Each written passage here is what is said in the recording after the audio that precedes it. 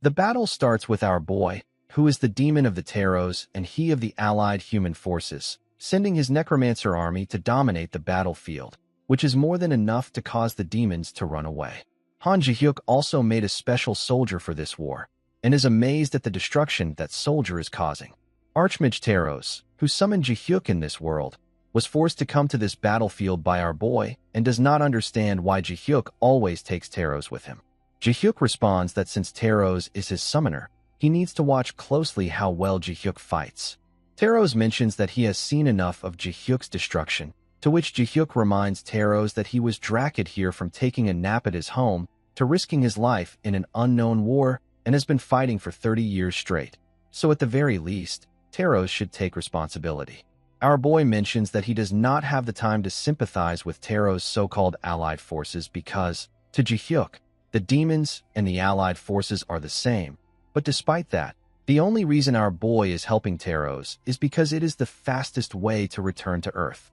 As they are talking, Ji-hyuk's ultimate weapons manage to defeat the Demon King, upon which Taros congratulates him. However, Ji-hyuk is rather annoyed at this anticlimactic ending, for he regrets not sending out all the ultimate weapons he made to fight the Demon King at once. But our boy decides not to bother much about it, as now that he has defeated the Demon King, it's finally Taros' time to keep his promise. The scene then shifts to Ji-hyuk, who is glad to see his reward, which will be enough to make him do nothing for the rest of his life. And as our boy is checking out his enormous reward, Taros informs him that the preparations are complete and asks our boy if he would leave immediately. Ji-hyuk responds that there is no reason to delay, as even the allied forces do not want Ji-hyuk to stay here. Taros tries to tell our boy that they do not think of Ji-hyuk like that. However, our boy interrupts Taros and tells him to send him off instead of speaking empty words. Taros then shows him magic crystal that twisted casualty to keep Ji-hyuk here all this time, which is the reason our boy did not age a day even after 30 years. Taros informs our boy that the moment this crystal is destroyed, the casual regression will send Ji-hyuk to the moment he arrived here. Ji-hyuk does not understand the casualty stuff, but what he does understand is that he has to break the crystal to go back home. Taros nods, telling our boy that the crystal will easily break with a minor shock because it is at its limit, and instructs Ji-hyuk to just go along with the casual regression and not regress it. After making sure he understood everything, Taros breaks the crystal, gives Taros his goodbyes, and wishes to never meet him again. The scene then shifts to our boy, who has finally returned to his room after all these years and starts eating snacks, as he starts planning what he should do next. Our boy then starts thinking about the things he should buy first now that he has lots of money and time, and chooses to buy kimchi fried rice and stew. However, before that, Ji-hyuk opens the portal to check the stuff he brought back from the other world, only to find out that his tons of gold bars, treasure gems, and the undead army are all gone. Ji-hyuk sees all of the hard work he did for 30 years flashing before his eyes, where our boy had to read books upon books and fight wars upon wars, and eagerly waited for the day when he would return to his own world. But little did Ji-hyuk know that he would not even get severance pay for retirement. As he is cursing Taros for the cruel fate, Ji-hyuk notices some magic waves, which is surprising considering he is back to Earth. So to check what is going on, Ji-hyuk goes out on the streets, only to get shocked again with an army of monsters. Ji-hyuk wonders what kind of place he was sent to. However, Ji-hyuk realizes that he should not waste time thinking about that, and instead get out of here quickly before things get troublesome. However, as he is walking away, Ji-hyuk notices that a child is about to become Wyvern's lunch, so even though he was trying not to stand out, our boy decides to save the child using his powers and get his anger out on these monsters. However, to Ji-hyuk's surprise, before he was even able to do anything, some human comes flying in front of the child and takes down the monster with a single strike. Our boy notices that there are skilled swordsmen, archers, mages, and tanks among these humans, who are sweeping the floor with the monsters, which puts them almost on the level of the knights from the Saren continent. While he is wondering about it, our boy almost gets ambushed by a wyvern, but thanks to the mage, who blows the wyvern up, Ji-hyuk gets saved and starts cursing Taros as much as he can. After a few days of research, our boy discovers that the Earth he was transported to is indeed the Earth he knew, but with the existence of gates, monsters, and awakeners. Ji-hyuk found out that the appearances of the gates on Earth gave rise to the people with unique abilities, which were later called Awakeners. Ji-hyuk wonders if this is the casualty Taros was informing him about before he came to Earth.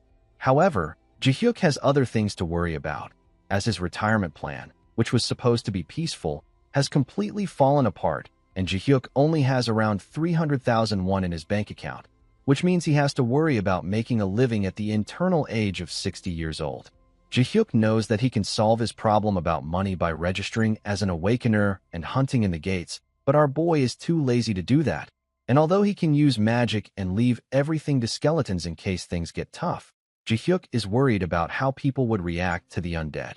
However, Ji-hyuk's worry was useless, for the staff at the Awakeners Association were surprised to see a summoning-type awakener, which made things easy for our boy, as he can get his abilities categorized as a summoning type and would not have to explain much.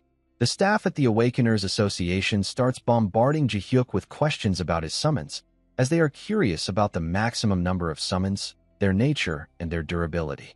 Ji-hyuk, overwhelmed by the questions, replies that he is not sure about the maximum number of summons. However, after summoning, they can be stored in the portal, which makes the staff members curious if they can put other things in there.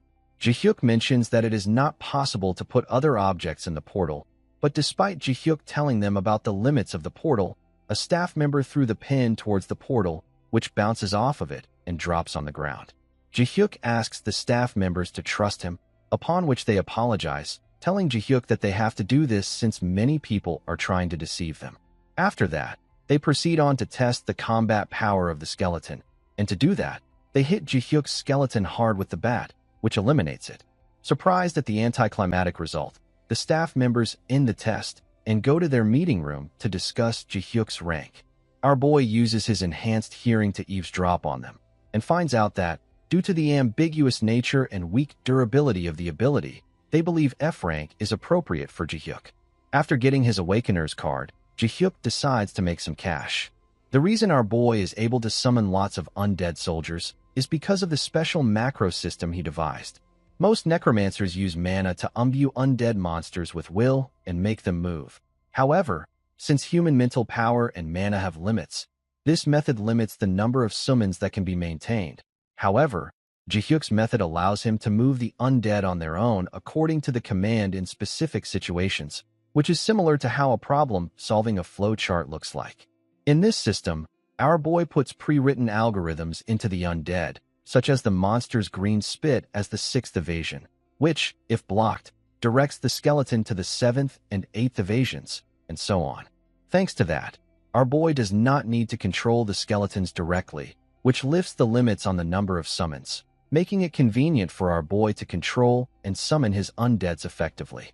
However, since this method is similar to computer programming, there were many flaws and bugs due to command confusion, like the skeleton bringing 6 milk packs instead of 6 eggs from the store just because the store did not have eggs, and even thinking about this process annoys our boy, since he had a perfect macro system he developed over 30 years in Saren. Ji-hyuk once again completes his daily dose of cursing Taros, because if our boy still had that perfect system, he would not have to create a new program. But since complaining would not benefit him at all, Ji-hyuk decides to at least make a rough version for convenience. After hunting for approximately 4 hours straight, Ji-hyuk believes it is time for him to go out, and as he walks out of the dungeon with a good numbers of undead skeletons, the Awakeners standing outside the dungeon get surprised, but since Ji-hyuk's skeletons are weak, they conclude Ji-hyuk is rather a weak Awakener. Our boy goes to collect the reward from the agents, who are also surprised at the number of monsters Ji-hyuk defeated. Since Ji-hyuk did not even touch the monsters, he asks the agent to just calculate roughly, and after making a rough estimate and calculating taxes, the agent informs Jin-hyuk that the monsters fetched him around 2 million won. The 2 million wons get immediately deposited to Ji-hyuk's account, which makes Ji-hyuk realize that he has still a long way till he retires. However, since it is far better than getting a high rank and drawing attention, Ji-hyuk decides to endure the hardships in the beginning because once our boy sets up his macro system, things will go smooth as butter. After finishing his daily work, Ji-hyuk begins walking home when he overhears 2 Awakeners admiring Ji-hyuk for his amazing summoning abilities.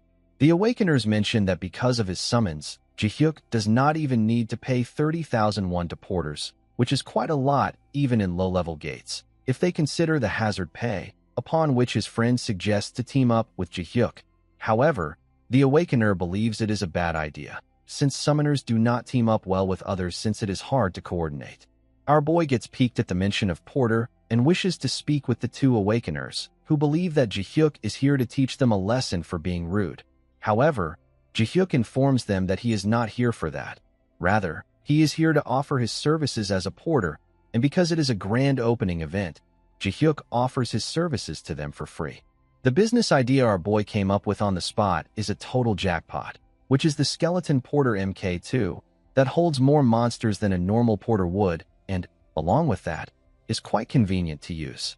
Although there are still many improvements to be made, it is a product that repurposes skeletons into porters. Moreover, the skeleton porter MK2 is an eco-friendly summon that neither needs fuel nor gets tired. Jihyuk asks 30,000 won per hour for this skeleton porter, which makes it 1/3 of the usual rate since it can do the work of 3 porters. Since the price was quite good, the Awakeners find it affordable and agree to buy it. Jihyuk requests the Awakeners to spread the word of these skeleton porters and, in return, promises to give them a special discount, which makes the Awakeners conclude that Jihyuk is more of a businessman than an Awakener. However, our boy does not hate that idea, because earning money comfortably is the best thing in the world. The scene then shifts to our boy, who is chilling outside drinking juice, while a white-haired girl is selling the MK2s in his place. Jihyuk found the white-haired girl when he was exploring the gate to complete the macro for the skeleton porter MK2. Jihyuk found the white-haired girl lying on the ground and assumed her to be dead. To avoid trouble, Jihyuk decided it was better to get involved and asked his skeletons to not pay any mind to her. But Jihyuk's meddlesome nature became dominant, and he decided to save the white-haired girl. Our boy also did this because he wanted a part-timer, and he did not want his MK2 porters to stand in front of the counter while he was selling them. Our boy uses his ability to see the memories of the white-haired girl and finds out she came to this dungeon because her family was struggling financially. The family of the white-haired girl did not want her to do that, but since her brother was busy studying, the white-haired girl took responsibility as the elder sister. Our boy promises the unconscious white-haired girl to deliver her part-time wages to her family and tells her that it is far better for her than dying in the dungeon like this. Our boy also finds out that the white-haired girl was betrayed by her teammates, who left her to die in this dungeon and, despite her cries, did not bother to help her. Our boy awakens the white-haired girl, an F-rank awakener that goes by the name Han Seoa, as a local zombie assistant and lets her join the business. Jihyuk's business continues to boom, and because the part-timer is quite quick with hands, our boy is earning money quite comfortably. However, there is one problem, and that is to find out the best way to deal with Han Seoa's killers. But after thinking for a while, Jihyuk realizes that it will be quite a hassle, so it is better to leave it. Jihyuk realizes that because of the limits of the gate, he is starting to have extra skeletons, which makes our boy wonder if it is the right time to go somewhere else and leave this place to Seoa. To make sure he does it right, Jihyuk decides to observe a bit more and goes to the bathroom for a bit.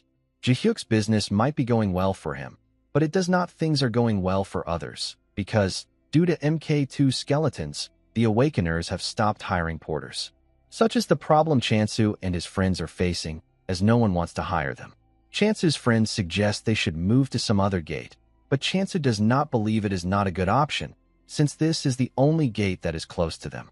Chansu suggests that they should instead make a request to Jihyuk to limit supply a bit and request him to sell less, as there is a chance he might even accept it because he looks like a chill person. However, Chansu's friends do not think it will work.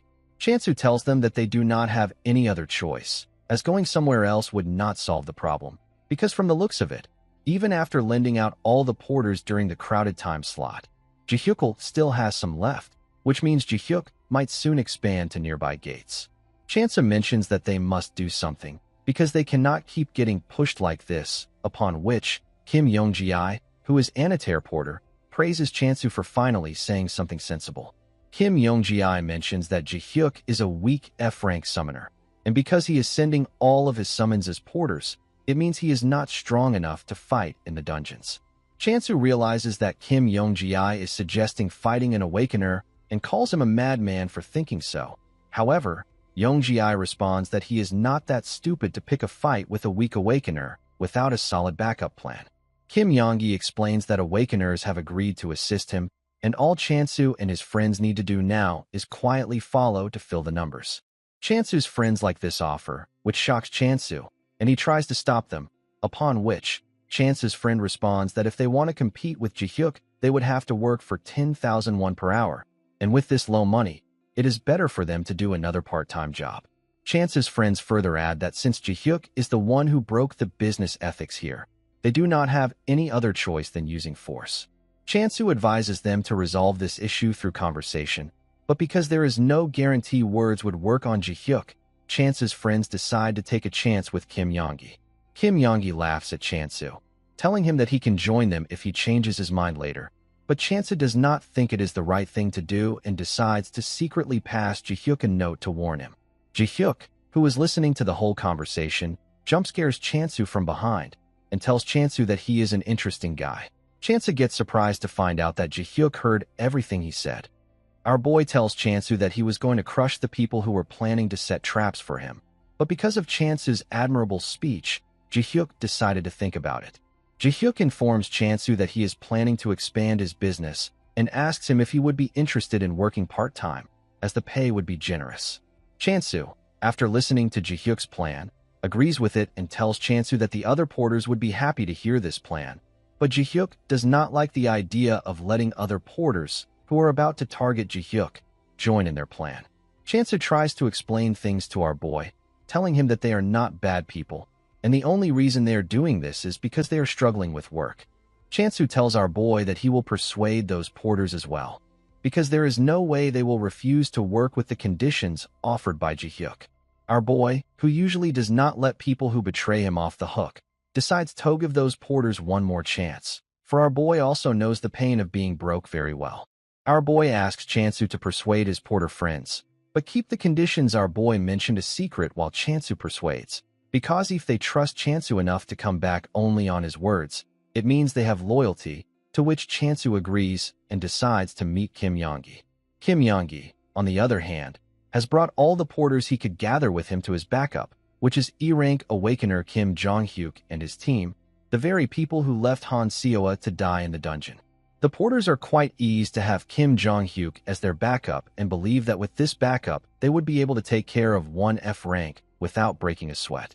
Kim Jong-hyuk welcomes everyone and informs them about their agenda, telling the porters that the MK2 porters are actually super convenient and cheap, and it makes one forget about the need for real porters. But Kim Jong-hyuk mentions that his situation is a bit different, for Kim Yonggi has been earning Jong-hyuk a lot of money, which is why Jong-hyuk is stepping up to protect the rights off the porters.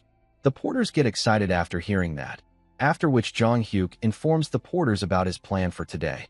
Jong-hyuk informs them Ji-hyuk's quitting time is quite precise, so he is soon about to head to his home, and what the porters need to do is protest at that time and be as blatant as they can, like mention how Ji-hyuk has no business ethics and how he lacks a good upbringing. Jong-hyuk mentions that this will be more than enough to provoke Ji-hyuk, which will then cause him to lay a hand on the porters, and that is where Kim Jong-hyuk will step in with his party and deal with Ji-hyuk. The porters like the plan, because that way, Ji-hyuk will be the one making the first move, and there would be no problem. However, there is a problem, and that is the increase in tribute Kim Jong-hyuk from 15 to 25%, which was unexpected even for Kim Yonggi. Kim Yonggi tells Jong-hyuk that the increase in tributes was not in the deal, upon which Jong-hyuk mentions that dealing with an awakener comes with a fee, and tells Yonggi that it would be better to quietly pay 25% instead of letting Ji-hyuk take all the work. Kim Yonggi has no choice but to accept this offer, but his colleagues do not like this idea, and after Kim Jong-hyuk goes on his way, they tell Yonggi that 25% is a lot, because after paying the tribute and taxes, they would not have much left with them. Kim Yonggi shuts them up, reminding the reason for their current situation is Ji-hyuk, because if it were not for Ji-hyuk, the incomes of real porters would not have dropped, and they would not have to beg Kim Jong-hyuk for help. Kim Yonggi tells that everyone is free to go somewhere else and try their luck if they do not like this 25%. However, there is no knowing how long they will be able to last there. As they are talking, Chansu joins the chat, telling everyone that he has a better solution. Yonggi asks if Chansu is here to act fake again, to which Chansu responds that he met with Ji-hyuk separately and discussed their situation. Yonggi calls Chansu a traitor for meeting with Ji-hyuk. However, Chansu asks Yonggi to lend him his ear for a moment and informs him that Ji-hyuk has promised to find a way for the rest of the porters to earn money. Chansu tries to explain to everyone that there is actually a way to work together, because no matter how many summons Ji-hyuk has, he cannot do it alone. Yonggi does not like beating around the bush and asks Chansu to spill out the plan. However, there is no way Chansu can tell him that. Yonggi refuses to trust vague promises, but Chansu assures Yonggi that Ji-hyuk is a good person and they can resolve things with him through conversation. Chansu asks everyone to trust him and hold on for a little longer, but despite Chansu being the most trustworthy person in everyone else's eyes, Yonggi warns everyone not to believe vague promises because they need to protect their own bowls. Everyone except Chansu's immediate friends decides to trust Chansu, but Yonggi wants them to remember that there will be no jobs for them after they deal with Ji-hyuk. The scene then shifts to our boy, who, while on his way home, orders trotters for dinner, but gets stopped by the porters who came to protest against him. Surprised to see their plan get leaked, Kim Yonggi believes that Kang Chansu must have spilt the beans. However, our boy tells Yonggi that Chansu does not have to do anything with it, as he only asked for a favor and Ji-hyuk agreed to hire him as a part-timer. Yonggi is surprised to hear that and wants to know more about it, but Ji-hyuk is not in any mood for explaining as our boy has just ordered his food and he does not want it to go cold by provoking the porters and playing along a bit. Our boy uses his binding magic on the porters that were there to protest, after which binds the awakeners that were hiding in the bush to come out at the right time. By now, everyone realizes that there is something wrong, while our boy realizes that the awakener helping the porters is the same guy who killed Han Seoa. Our boy was feeling uneasy about leaving Jong-hyuk alone since our boy did not want to bother looking for you, but things just became easy for Ji-hyuk, and now he can begin the fun. Our boy reminds them that oppressing someone who is quietly doing his own business is not the right thing to do and slams Jong-hyuk, who looks like a complete thug on the ground, telling Jong-hyuk that it is the consequence of harassing someone when they are only trying to run their business peacefully. Because Jong-hyuk crossed the limits, our boy decides to punish him so badly that Jong-hyuk would not even think of doing something like this again.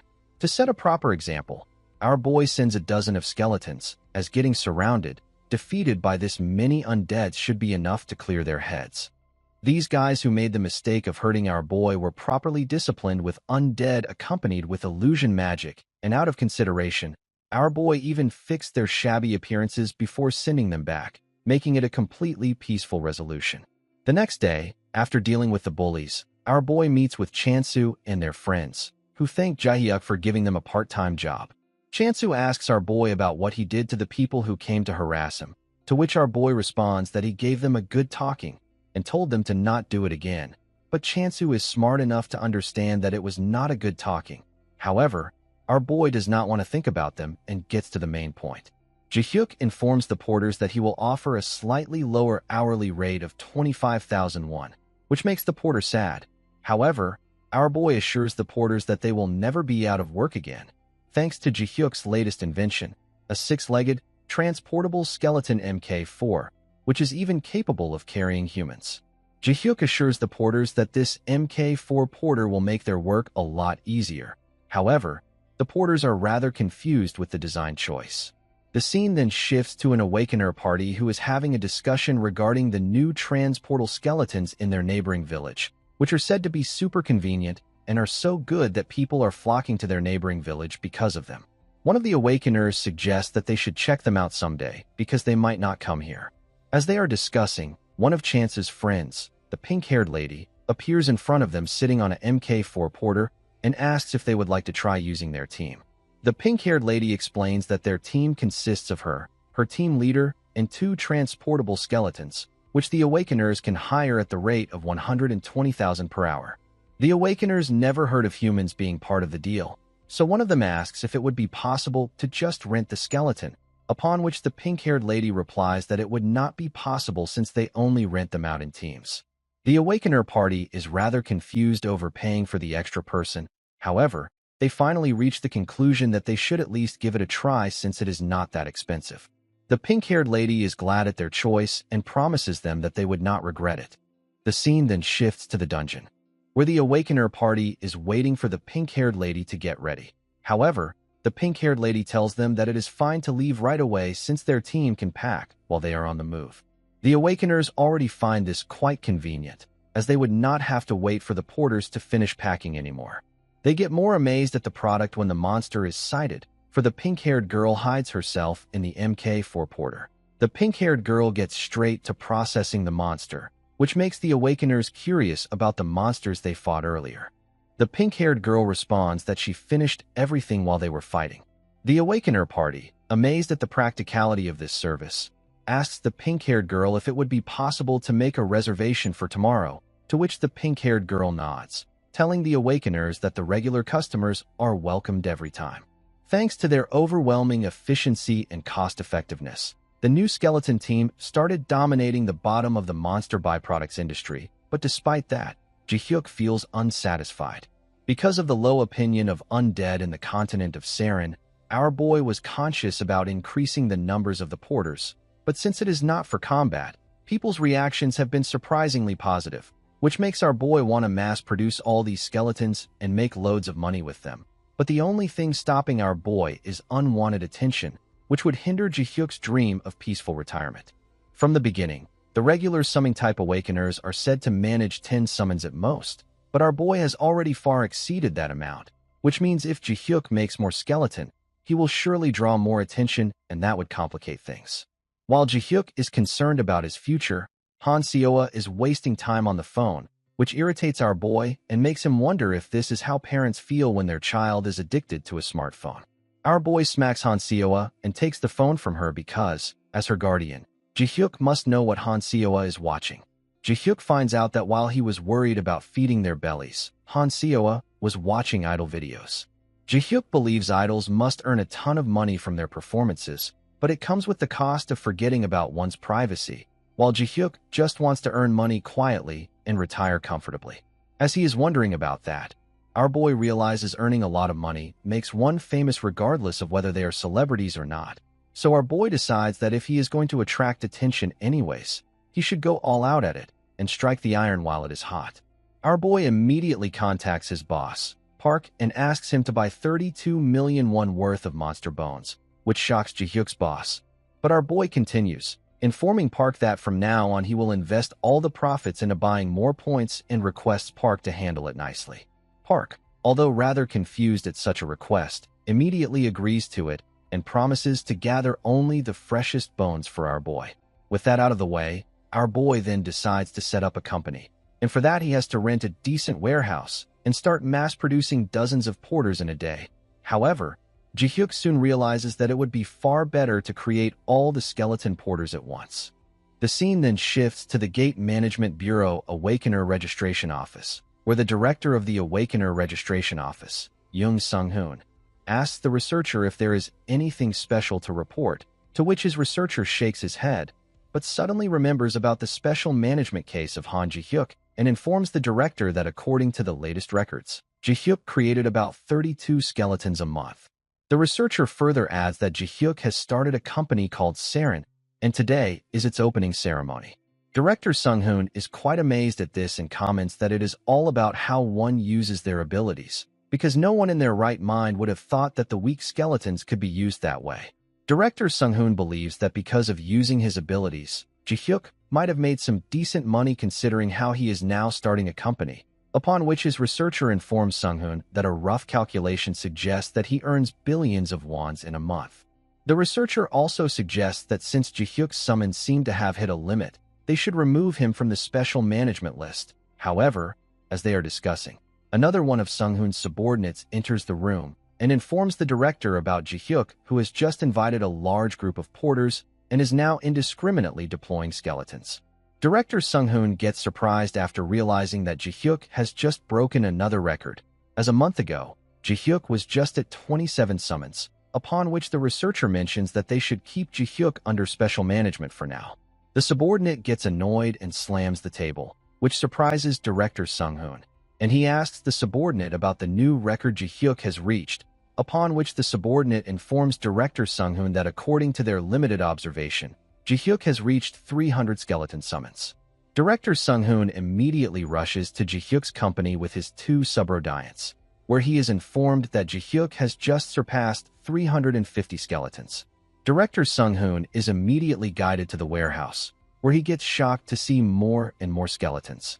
Our boy, who was working very hard, takes a break since they have got visitors, and asks his manager, Kang Chansu, to get something good to eat since it is almost time for lunch. Our boy then introduces himself to the director of the management bureau and also meets the same researcher who conducted Ji-hyuk's test.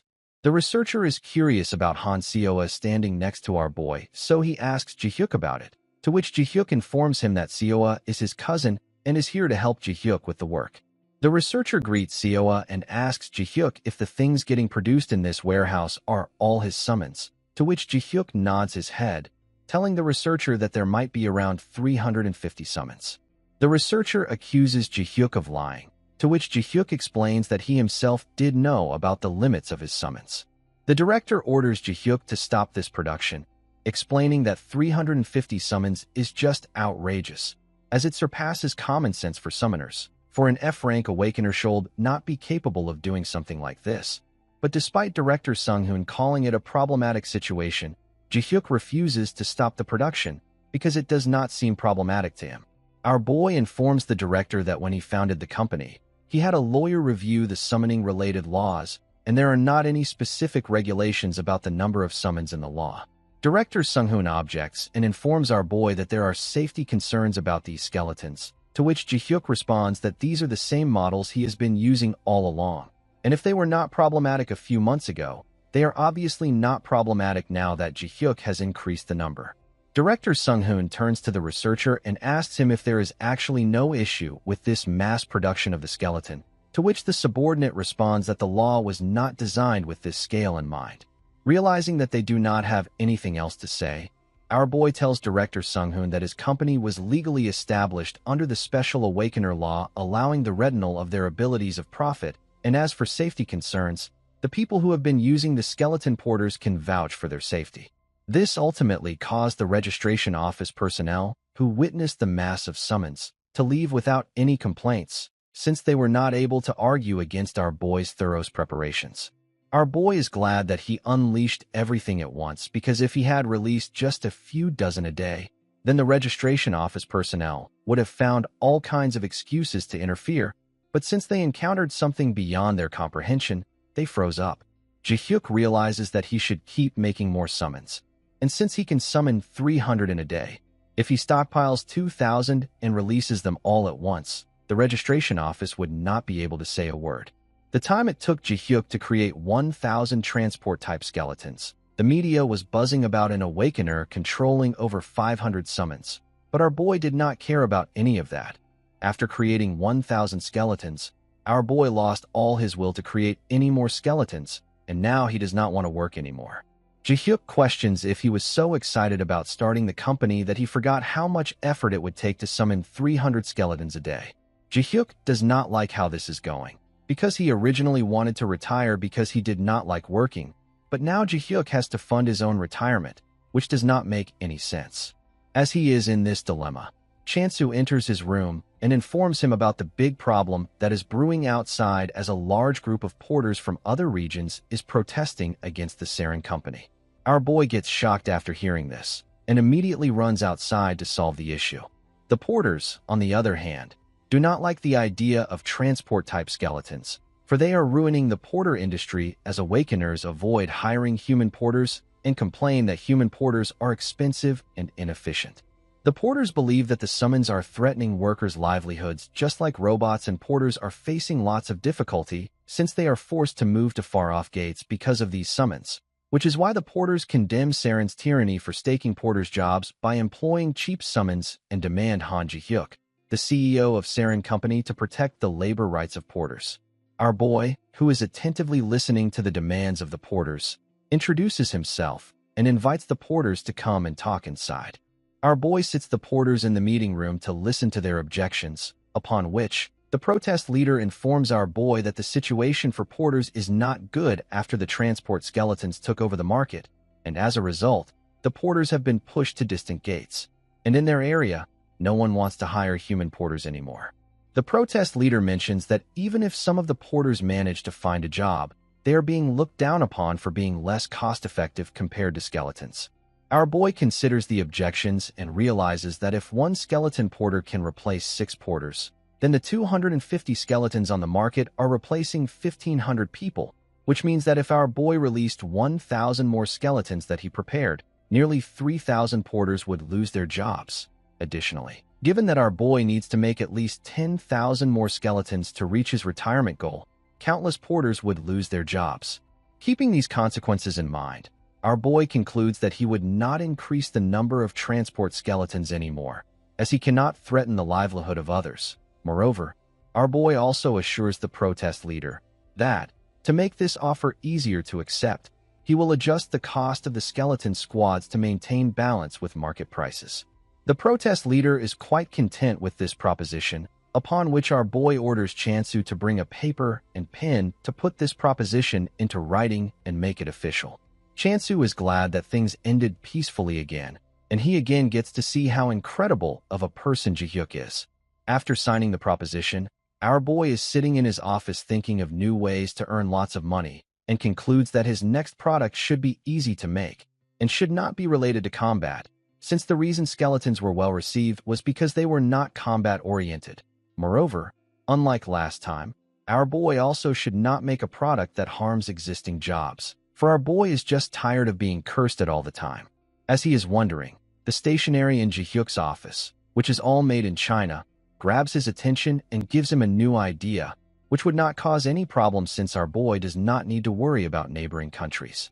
The scene then shifts to a shoe factory, which is close to Saren, where the owner of the factory, Kim Deok-bae, is managing the business that has been passed down from his father's generation and has reached a point where he has to make a decision on whether he should compete with China's ridiculous prices or keep the number of workers low.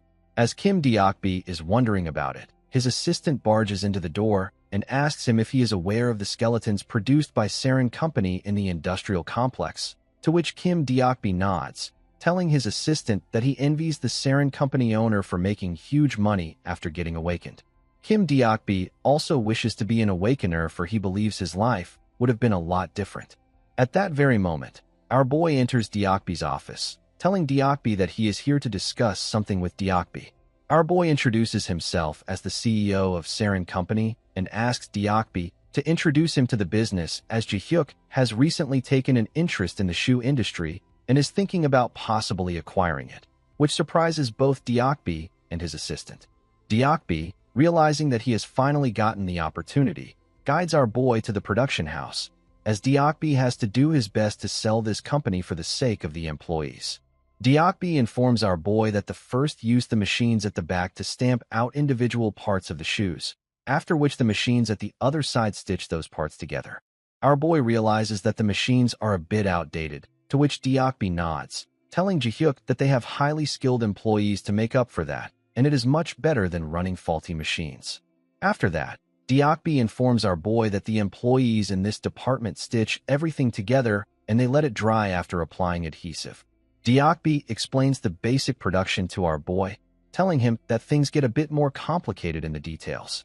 Our boy realizes that this seems quite manageable and is way easier than combat macros. Ji-hyuk notices that most of this is manual work, upon which Deok-bae informs him that cutting can be automated, but other than that, the rest still needs to be done by hand. Deok-bae also mentions that Ji-hyuk might have to worry about the number of employees compared to output, but if they were to run the factory at its full capacity, they would need more employees. Deok-bae then informs our boy that right at this moment, they have only 20 employees, but there was a time when they used to have 100 of them. After learning about the basic production process and the employee requirements, Ji-hyuk asks Deok-bae how he handles sales, to which Deok-bae responds that they primarily work on orders where customers make requests and modify their base designs to meet their needs. Ji-hyuk inquires whether it is possible to produce stock in advance and sell it that way, to which Deok-bae responds that it is, but if unsold, the stock piles up and everything becomes a loss, as demand for small-scale shoe factories like this one is quite predictable. Our boy likes how Diakbi is being honest with his sales and asks him if it would be possible to produce low-cost shoes in bulk for export if Diakbi had extremely cheap labor costs. Diakbi tries to explain that it might sound simple right now, but this process is actually quite complex, since shoes cannot be entirely automated, which is why big brands seek out low-cost labor countries for production instead of automating everything. Ji-hyuk responds that he is not interested in automation and repeats his question, to which Diakbi responds that it would be possible since cheap products sell everywhere. This sounds ideal for our boy, and he purchases the entire factory while also retaining Diakbi as the company manager and all of the employees, which Diakbi greatly appreciates. Because Ji-hyuk has done so much for Diakbi, Diakbi promises to do his best to secure orders by running everywhere to repay Ji-hyuk somehow. However, our boy does not believe there would be any need for that, as they are planning to produce stock and sell it directly for export. And to make sure they mass-produce efficiently, our boy introduces Diakbi to his skeleton army, which would be their new interns.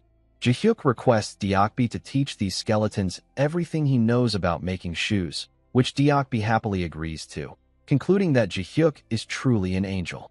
Few days pass and skeletons get used to producing shoes in the factory, while Diakbi, on the other hand, is finally busy after a long while, and all the credit goes to Ji-hyuk. Ji-hyuk responds that it was Diakbi who actually handled all the business. Diakbi, however, was actually surprised after hearing that he would be hiring skeletons as employees and was initially worried that things would go wrong. Ji-hyuk assured Diakbi that everything would be alright since they are not breaking any laws, and showed Diakbi the shoe his skeleton just made. Diakbi found the shoes better than his expectations, but realized that they were still not as good as something made by hand. Ji-hyuk told Diakbi that instead of being vague, Diakbi should tell the exact problem he has with shoes, to which Diakbi responded that their stitching is quite sloppy. Ji-hyuk, right at that moment, fixed the problem and handed over the new shoe his skeleton made to Diakbi, who was surprised to find out that everything he mentioned has been fixed without any error. Our boy assured Diakbi that if they go through some trial and errors like this, the skeletons will turn into good employees. Diakbi quickly realized that Ji-hyuk was correct, for now the skeletons are performing so well that their company can save significantly on production costs because the skeletons do not require any labor, and thanks to that, Saren Company can now compete with Chinese products on price and even export. Diakbi mentions that if they keep building their reputation like this, they might even get original equipment manufacturer contracts from major brands, which surprises our boy because he thought that brands ran their own factories, upon which Diakbi informs our boy that everything is OEM, and the only things the brands handle are the designs, while the factories just manufacture and deliver the products. Diakbi further adds that at their current stage, they can easily take over the production volume from existing factories. From Diakbi's explanation, Ji-hyuk realizes that they do not even need to design anything. Rather, they only need to focus all their energy on manufacturing. The days at Saren Shoes continued without a dull moment, and to handle the increased orders, they acquired a few more shoe factories and expanded their operations, which also kept our boy busy, as he continued making different settings and changes in the skeletons when required. Because of this, Ji-hyuk had to work overtime almost every day, and today, just like every other day, Ji-hyuk is returning home after pulling another overtime when he receives a call from Kim Diakbi, who informs our boy about the new order they have received, because of which they will have to adjust the production lines, and for that they need Ji-hyuk. This made life hell for our boy, and it was not just the workload, but Diakbi also felt bad for having to ask for adjustments after finally securing an order, and if things go on like this, both Ji-hyuk and Diakbi are going to collapse. Our boy wonders if he should train an apprentice, because even though he is Han Seoa, they are still short on hands. But even if our boy does consider training an apprentice, it would take lots of time and effort, and increasing the number of zombies like this one is also not feasible. Moreover, if our boy increases the number any further, it will be impossible to hide. As he is thinking about setting the basic framework and fine-tuning the macros, our boy realizes that macro is not much different from programming, and this gives our boy a nice idea for his early retirement plan. A few days later, our boy is interviewing Baek Sang-go and asks him if he has any special skills, since after looking at Sango's resume, he does not much experience besides part-time jobs. Sango realizes that he does not have any notable skills and wonders if he should say something related to the job. Seeing Sango go silent for a moment makes our boy conclude that he does not have any special skills and tries to proceed with the interview. But Sango stops him, telling Ji-hyuk that he indeed has some special skills. Sango informs our boy that he is quite good at games, which shocks Sango himself, as he does not know why he said that, but Sango continues, telling our boy that he does not discriminate between genres and is good enough to rank high in every game. Ji-hyuk asks Sango if he is interested in games where one builds and stimulates things, to which Sango nods, telling our boy that those games are his speciality. Our boy asks Sango if he has anything to show with regards to that, to which Sango responds that he has uploaded some videos about the game where one combines parts to create golems. But Sango, instead of making golems, made an airplane and flew it into the sky. Sango mentions that the physics of the engine he used in this airplane is quite sophisticated, and if Ji-hyuk takes a closer look, he would find out that there is a motor under the propeller-looking thing, which is originally a part for golems. But because this motor has a good thrust, it can lift the whole body if designed well, which is why Sango attached it below. Sango, while concluding that it is about time he looks for another job, tells our boy that what he did is really difficult to do, as he had to use parts meant for completely different purposes to create a mechanical device. To his surprise, Sango's thorough explanation worked well for him, as Ji-hyuk was actually looking for someone like this. So he immediately hires Sango and asks if he can come to work tomorrow. The next day, Sango is surprised with a weird skeleton-looking product that he has never seen before. Our boy tells him that it is a computer, which shatters Sango's reality of what a computer is. Ji-hyuk tells Sango that it would be more accurate if they called it a control console, as it is capable of controlling the skeleton right in front of them. Our boy tells Sango that he will teach him how to operate this control console, after which Sango should try performing the national gymnastics routine with this skeleton in a week. The control console Ji-hyuk gave to Sango looks like a normal console, but it is actually a skeleton mage. The skeleton mages, unlike regular skeletons, can use simple magic, and the one our boy gave to Sango has been shaped into a console with various buttons and levers for control. The console control our boy made is a bit rough, and the controls are a bit tricky since it was hastily put together, but despite that, surprisingly, Sango was able to finish controlling it 2 days ahead of the deadline.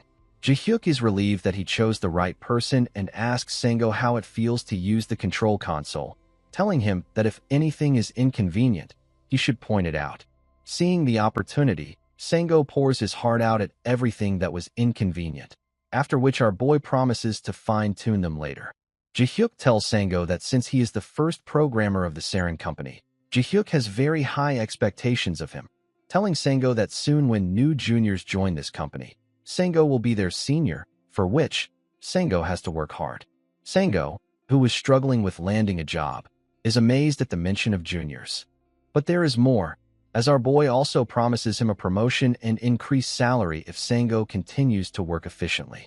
Sango promises to work hard and live up to Ji-hyuk's expectations, but our boy is still struggling to understand the mindset of the younger generation. A few days later, our boy receives a call from the registration office, who informs Ji-hyuk that the shoe factory is doing well. However, our boy already knows it and ends the call because he does not like how the registration office is calling him for trivial stuff. Ji-hyuk then asks Deokbi, who is curious about the call, regarding Sango's progress, to which Deokbi responds that Sango, at the start, struggled and messed up quite a few shoes, but lately, he seems to have adapted to the work and is doing much better. Since Sango has adjusted perfectly to the work, our boy tells Deokbi that they should post the job opening for another programmer. Our boy also notices that they are running out of supplies, upon which Deokbi assures our boy that they are not short on inventory, although it might look like that because of their factory expansion, which is outpacing the rumors spreading about the Saren company. As they are having an important discussion regarding the company, Hanseoa, on the other hand, is experimenting on the skeleton to change its color, in which she succeeds with flying colors. While Hanseoa is busy in her own important task, our boy suggests that they should start taking orders from big-name brands. However, Deokbi does not like the idea, since it has just been over a month since Ji-hyuk has acquired his first shoe factory, But Ji-hyuk cannot help it as he is just impatient by nature. Deokbi tells our boy that he can try submitting their business proposal, but is worried that they would not get accepted since it is hard for small-scale businesses to get such big orders. Our boy is confident that they can do it, since there is no other company that can produce products at such a cheap rate, to which Deokbi agrees, and tells Ji-hyuk that the cheap price is not the real issue, rather the trust they are lacking, since big-name brands value trust over anything. Our boy asks Deokbi if their production capabilities insufficient for high-end brands, to which Deokbi shakes his head, telling our boy that this was the case at the start, but now they are far more precise than humans. This makes our boy conclude that what they need is not the trust, but rather a chance to prove themselves, and decides to launch a proper ad campaign. Ji-hyuk mentions that in that ad campaign, they should tell people that their shoes are made by skeletons, which Ji-hyuk believes should be more than enough to generate buzz. As their conversation concludes, our boy realizes what Han Seo has been up to and is stunned to see a pink-colored skeleton dressed as a member of a rock star band. Our boy tells Han Seo to put the skeleton back the way it was, but then realizes something and tells her to leave the shape for now because it is cute and less intimidating. However, he tells her to change the skeleton back to its original color. After a few days, some influencers take a tour of a sarin shoe factory, where they are surprised to find that the skeletons are rather cute. The employee at the factory offers the influencer shoes made directly from skeletons. The employee informs the influencer that these shoes cost 6,000 won per pair, which surprises the influencer, for he was not expecting to find such a good quality shoe at such a cheap price.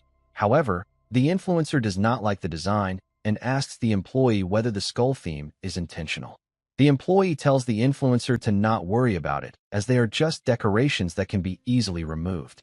The influencer is amazed at that and asks the employee to pack 4 pairs of these shoes, to which the employee responds that they have limited their sales to 2 pairs per person. The influencers get those 2 pairs and make a video regarding it, which gains significant attention on many video sharing platforms, garnering immense views, which in turn helped Saren gain rapid recognition at an unbelievable pace. A few days later, Deokbi informs our boy that they have finally gotten a work request from Roko, which is AU.S sports brand ranked in the top 20. Our boy, excited at the result of their campaign, tells Deokbi to start working on the sample right away. Our boy presents the sample to the manager of the Roko company in the meeting, who finds the sample quite flawless, and is surprised to see that despite having a low price per unit, there are no compromises to the quality either. The manager promises to propose this to the higher-up, which makes our boy excited, and he asks the manager if there is any chance it will work out, to which the manager responds that he cannot guarantee that, because even though the price is great, the skeleton-based production has not been proven yet. Haunted by the word proven, our boy asks the manager if it would be possible for him to inform them of the terms of the contract because our boy needs to make sure they are prepared. The manager responds that the company is just looking for a stopgap solution right now, so the terms would not be so great. Our boy gets annoyed, asking if by that he means they are going to lower the price even further, to which Deokbi, who is in the meeting, informs our boy that the manager is talking about the shorter contract period and fewer guaranteed quantities. Ji-hyuk does not get it. So Deokbi explains to him that big brands and major manufacturers usually sign longer contracts and guarantee a minimum order quantity every month, which is like a carrot big brands offer to manufacturers. Because of those minimum sales, the brand gets a steady supply of shoes during the contract period. However, Deokbi adds that sometimes the companies use those guarantees to drive down unit costs. But since that does not apply to Saren Shoe Factory, our boy does not need to worry about that. The manager adds to the discussion, telling Ji-hyuk that their company is in a rush to find a replacement for their stalled factory, which is why the contract period would be short and the company would not be able to offer much in terms of guaranteed quantities, because once their local factory restarts, the surplus inventory will burden the headquarters. Ji-hyuk is curious about what the company can offer at the moment, to which the manager responds that, from what he knows, it is a 3-month contract with a guaranteed quantity of under 40,000 pairs per month. However, it is subject to change depending on the situation. Our boy asks Deokbi if that works for them, to which Deokbi responds that large manufacturers would not even consider accepting this, but small-scale businesses like Saren Shoe Factory have to accept it to aim for future contracts. After hearing the explanation, our boy realizes that if they just sit still relying on low prices, they would not even pass the paperwork stage, let alone secure a good contract. Ji-hyuk asks the manager if there are any factories currently under contract, to which the manager responds that despite the headquarters making several proposals here and there, they have not been able to finalize a contract. In that case, our boy mentions that they should limit the contract period to 1 month, because if the local factory restarts, Roko would face lots of difficulties. Our boy also suggests that they should make the contract renewable monthly with mutual consent, and while keeping the unit price the same as before, our boy promises to not request guaranteed quantities or upfront payments. Deokbi is shocked after hearing that offer, while the manager, on the other hand, is also rather confused, but Ji-hyuk gives the company another advantage and tells them that if there is a drop in quality or defective products, then the Saren Shoe Company would compensate double the production cost. They end the meeting with the manager promises to relay those conditions to the higher-ups, while our boy, on the other hand, is certain that they have secured another deal. But, unlike Ji-hyuk, Deokbi is shocked to see Ji-hyuk make the terms even worse for them, because with these terms, Roko can sign the contract and never place a single order, which would lead them to suffer no losses. Our boy tells Deokbi that this is what he was aiming for, and explains that since samples are usually free, people can try them without hesitation, and because their company is offering the lowest unit cost and unwavering quality, they will be able to get Roko's trust easily. Ji-hyuk further adds that because there is no other company that can adjust production levels as quickly as Saren Shoe Company, they now just have to wait for Roko to taste the free sample Saren is giving, and once they taste it, they would not stop at just one bite, and continue begging Saren to make more shoes for them after the contract ends, as they have yet to taste the true flavor of the Undead. Roko headquarters in the United States. The golden-haired man places the proposal template file on the table after realizing that it represents the maximum production capacity they can increase.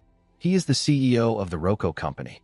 The black-haired man confirms to the CEO that they are already operating at full capacity, and to increase it further, they would need to hire more employees, but the manufacturers are hesitant.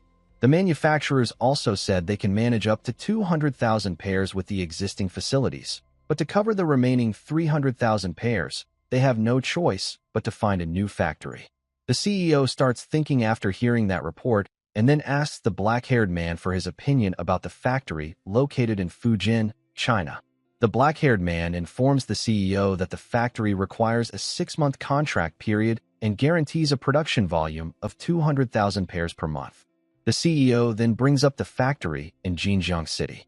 Hearing that, the black-haired man explains that they agreed to a 3-month contract, but also requested an increase in the guaranteed volume.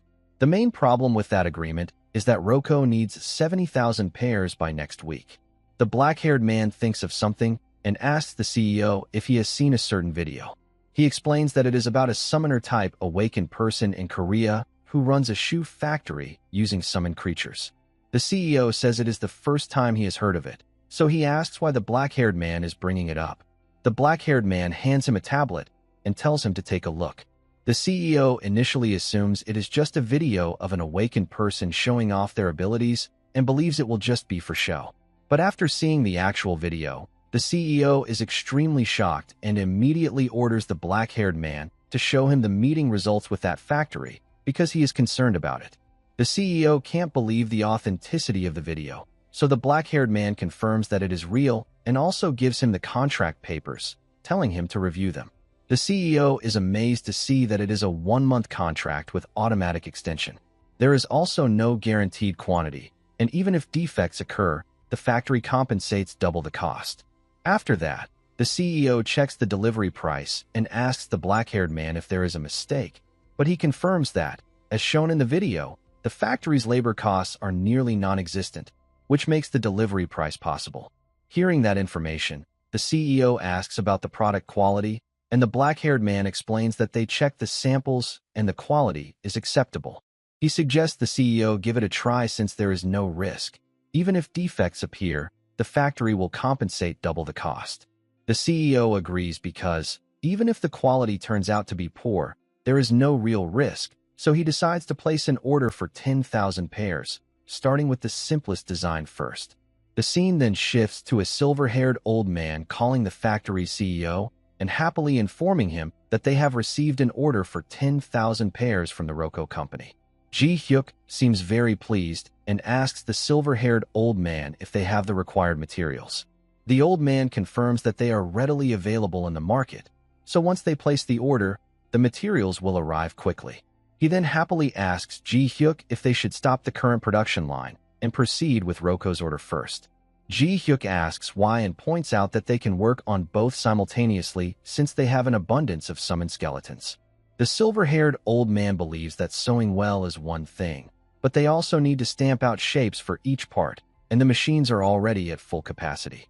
Hearing that, Ji-hyuk asks what the big deal is and uses his necromancy abilities to create the machine they were lacking.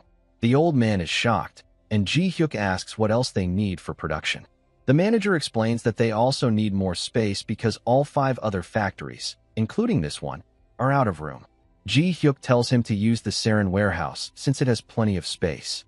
The old man informs Ji-hyuk that manufacturing in an unregistered facility is illegal. Ji-hyuk seems to already know this, but insists that they have registered it, then asks if there is anything else they need. The manager's mind is overwhelmed, and he informs Ji-hyuk that there is nothing else required. Hearing that, Ji-hyuk decides to wrap it up in one go. The manager quickly agrees with him. The next day, at the Roko headquarters, the CEO is having a meeting with his executive members, saying that they don't have enough time and can't delay any longer. They need to compromise with the current factories by reducing the guaranteed volume. While the meeting is still in progress, the black-haired man reads an email from the factory and immediately calls the CEO. When the CEO asks what the matter is, the black-haired man explains that it is about the factory that produces shoes using skeletons, the one they contacted yesterday. Thinking the factory is unreliable, the CEO asks if they said they can't do it or if they refuse to change the contract. The black-haired man informs him that they did not decline the order. Instead, they have already finished making everything. The CEO is startled and asks again because he can't believe it. The black-haired man shows the email to the CEO, sent from their Roko branch in Korea. The factory delivered all 10,000 pairs, and the inspection results show that every pair is of good quality with no defects. The CEO wonders if it is really possible, considering the price, quality, and production speed. The black-haired man suggests that this might be a real opportunity because if the factory can make 10,000 pairs in one day, then handling larger orders should also be possible. There is no guaranteed volume, and it is just a 1-month contract, so there is no better option to fill this gap. The CEO smiles and tells the black-haired man to place an order for all the quantities they need by next week, but this time with multiple models so they can confirm whether the factory is truly reliable. The scene then shifts to Ji-hyuk, who receives information about the 60,000 pairs with 7 different models. The manager tells him that Roko is testing the factory and has also asked about their maximum production capacity. Ji-hyuk is very pleased with the deal and happily calls Park to ask if he can provide them with a ton of bones. Park gladly confirms that it is possible. Ji-hyuk decides to show the Roko company what crazy volume really means. It takes only 2 days to finish the order. The CEO of Roko and the black-haired man are both extremely surprised. After that, everything progresses smoothly, and Roko places an additional order of 80,000 pairs in just a week. That, too, is completed perfectly in only 2 days, and the following week they order 150,000 pairs, all delivered in just 4 days. It takes only 10 days to produce the monthly quantity Roko needs. Thanks to Saren Factory's efforts, Roko successfully fills the gaps caused by the closed factory and perfectly covers the shortages. During a meeting with the CEO, the black-haired man reports that the factory, which had been shut down, has resumed production faster than expected. Hearing this, the CEO confirms that it is good news. The brown-haired man comments that the profit from Saren's production increased significantly for a while. The other executives also believe that Saren's quality is more consistent than any other manufacturer, and their ability to adjust production using skeletons is on an entirely different level. The black-haired man then tells the CEO that they are losing hundreds of thousands of dollars every year due to contracts with other factories. But if they work with Saren, things will change. Once they place an order, finished products will start arriving within a few days. This means they can order whenever needed and significantly reduce losses from inventory. Hearing this, the CEO decides to follow the black-haired man's advice, and they choose to officially sign a contract with Saren. The black-haired man meets Ji-hyuk and hands him the official contract they received from Roko's headquarters. Ji-hyuk looks at it and remarks that he already said Roko would eventually ask them to produce for them. The black-haired man tells Ji-hyuk that if he reads the contract, he will see that it is a one-year agreement with a guaranteed 150,000 pairs per month, terms that even large manufacturers would envy. Ji-hyuk reads the contract. Ji-hyuk bluntly asks if it is really a good deal. The black-haired man confirms that it is, so hearing that, Ji-hyuk thinks again and asks manager Kim to read it once, then hands the contract paper to him. Kim reads the contract and goes through it carefully. Ji-hyuk comments that there are many issues, so he wants Kim to point out everything. Kim doesn't understand what Ji-hyuk is trying to say because he doesn't see any real problems in the contract. The production quantities for the assigned models are missing, but that is in line with their policy, so it shouldn't be an issue, and aside from that, the rest is just a standard OEM contract. Ji-hyuk can't understand it and asks if this is really a standard contract, then grabs the contract again to take another look. He drops it on the table and tells Kim and the other person to look at the clause stating that any damage or loss that cannot be attributed to the responsibility of Party A must be compensated by Party B. There is also another clause saying that if Party B causes a delay in supply, then they must compensate. Ji-hyuk questions why they are expected to compensate when the factory that had issues was shut down due to a coup. The black-haired man believes that, according to the contract, the factory would indeed have to compensate, but he heard that the head office already gave them some discounts. Hearing about discounts, Ji-hyuk becomes very angry, asking if they are saying this compensation was demanded or simply something the head office wanted. The black-haired man replies that despite everything, this is the standard practice in the industry. As long as the products are defect-free and production goes smoothly, there shouldn't be a problem with these terms. He reassures Ji-hyuk that he understands this is his first contract, so he is hesitant, but this is nearly the standard contract in the industry. If Ji-hyuk can't accept it, then it means they won't be able to contract with any manufacturer. He adds that the representative doesn't focus too much on it, because these clauses are prepared only in case something unexpected happens. Ji-hyuk doesn't feel assured by these explanations and begins telling the black-haired man about a business trip he once took abroad. He explains that it was the same situation there. They told him to just do one thing and not worry about the rest. But when he actually tried it, everything turned out to be much more complicated, with many things demanding attention instead of just one. He accidentally offended the son of a high-ranking person at one company, and the person caused a huge fuss about it. They said they were going to discipline Ji-hyuk, even though he was the one practically keeping the company afloat, which felt absurd. All the workers pointed fingers at him, and that's when he realized that if he kept doing everything they asked, he would end up being a fool. Regardless of industry standards, doing things in their own way is the best. After finishing the story, Ji-hyuk tells Kim that the service they provided to Roko is enough proof of their capability because they delivered several 100,000 units of quality goods in just 2 months. After saying this, Ji-hyuk grabs a pen and crosses out the lines in the contract that he does not want included, removing clauses he finds unreasonable. For example, they are not obligated to take care of other companies' orders, so he removes that clause as well. After making these changes, Ji-hyuk gives the contract to the black-haired man, telling him that they will accept the contract only if these changes are made.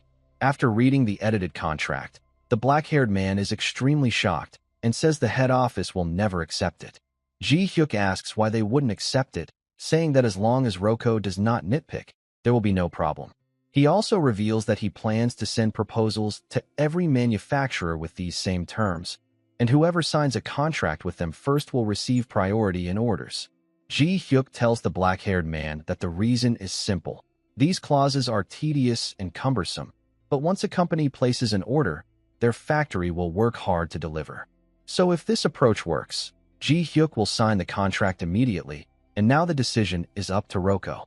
The CEO of Roko becomes very angry after receiving the news, and the other executive members also believe that the factory is basically mocking them. They question whether they really need to be dragged around by a small company. They acknowledge that they made a profit, but it was not a particularly large amount. But one executive with a bright mind suggests that they still can't ignore it, because the benefits of trading with the sarin factory are limitless. Passing up a chance to stabilize financially due to pride would be highly inefficient. Some of the executives clash with each other, saying they can't set such a precedent because it might cause problems in future contracts.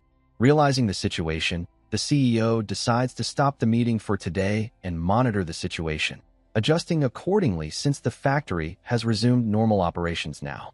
However, it doesn't take long for their decision to waver. The black-haired man informs the CEO that another factory wants them to include a clause in the contract to increase production of the new DP-10 model. The CEO yells that he already told them it was too soon last time. The delivery price is high and the requirements are excessive, so he asks why they should deal with that. Then he compares the factory to sarin's, saying that if it were sarin, the work would already be underway. Thinking that although he knows this situation is normal, after experiencing sarin's performance, he keeps comparing all other factories to them. The brown-haired man immediately rushes into the CEO's office looking worried and reports that there are defective products from the Chinese Yunk factory and they need to be reproduced.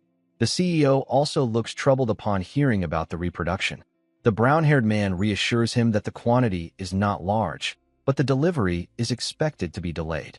According to the contract, the factory will bear the reproduction costs, but their stock will be insufficient during the delay. After listening to all of this, the CEO again compares the situation to sarin's service, saying that it wouldn't have happened if it were sarin. He then asks the black-haired man what sarin is doing right now. The black-haired man informs him that sarin factories are sending proposals to other manufacturers, and in fact, some makers have shown interest and requested samples. Hearing that, the CEO says it makes sense, given sarin's quality results. The CEO suddenly remembers that the sarin factory stated that the first contract always guarantees priority production. Thinking of that, he immediately orders the brown-haired man to proceed with the sarin contract. The brown-haired man becomes very nervous and replies that he thought the CEO planned to put it on hold. The CEO tells him again to proceed immediately because if other manufacturers sign contracts first, Rocco will be pushed to the back of the line. To sum it up, the result ended up favoring the sarin factory. Rocco signed a contract that tripled their margin, and other manufacturers began placing orders one after another. The scene then shifts to Kim happily informing Ji-hyuk that their total orders exceeded 1 million units in just 1 month. Sitting at his desk, Ji-hyuk laughs loudly and asks how long it has been since Rocco came back. He thinks to himself that now that word has spread, they will receive tons of contracts. And by increasing the number of skeletons, the sarin factory will continue generating large profits. While browsing through letters and documents, Kim reads one and tells Ji-hyuk that a company is asking whether they can also produce clothes. Kim then asks if Ji-hyuk knows anything about clothing manufacturing. Ji-hyuk confirms that he knows about it to some extent and asks Kim if it is also a labor cost battle. Kim smiles and confirms that the labor cost is even higher than for shoes. Hearing that, Ji-hyuk stands up and tells Kim that he will immediately acquire a clothing factory and they will produce clothes as well. Ji-hyuk smiles and asks if they should just become an all-in-one manufacturer. Anything can be ordered and the sarin company will make it, so clients only need to place their orders. Kim happily agrees, saying that it sounds great and since they already make shoes, producing other products shouldn't be a problem. And because it's Ji-hyuk doing it, he believes it will succeed.